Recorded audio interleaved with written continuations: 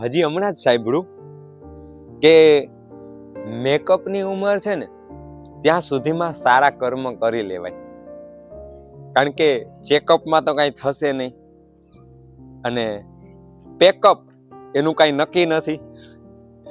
તો આ મેકઅપ એ ઉંમર છે કે જેમાં આપણે સ્વસ્થ મસ્ત છીએ, અને ચેકઅપ કે જેમાં આપણને હાલવાના ચાલવાના ફાફા છે, ગઢપણ.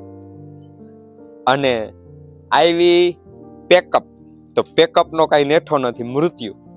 તો મારા વાલા મિત્રો, કે આપણને સરસ મજાનું અહીંયા શીખ મળી રહી છે. કેવું સરસ મજાનું સાંભળવા મળે બધી જગ્યાએથી, કાંઈક બધી જગ્યાએ તારતમ છુપાયેલો છે કે આ મેકઅપ એટલે કે જ્યારે સ્વસ્થ મસ્ત આ ચારેય પદાર્થ એક સમયે મસ્ત સ્વસ્થ સ્થિતિમાં મને મળ્યા છે.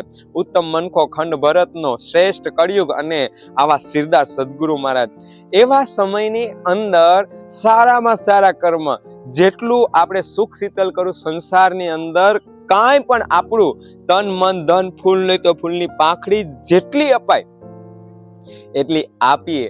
કારણ કે ચેકઅપમાં એટલે કે ગઢપણની અંદર આ કદાચ મોકો જે ઉત્તમ મનુષ્ય દેહ કહીએ છીએ ને, એ આપણા હાથમાં છે ખરો, પણ એને આપણે વાપરી નહીં શકીએ.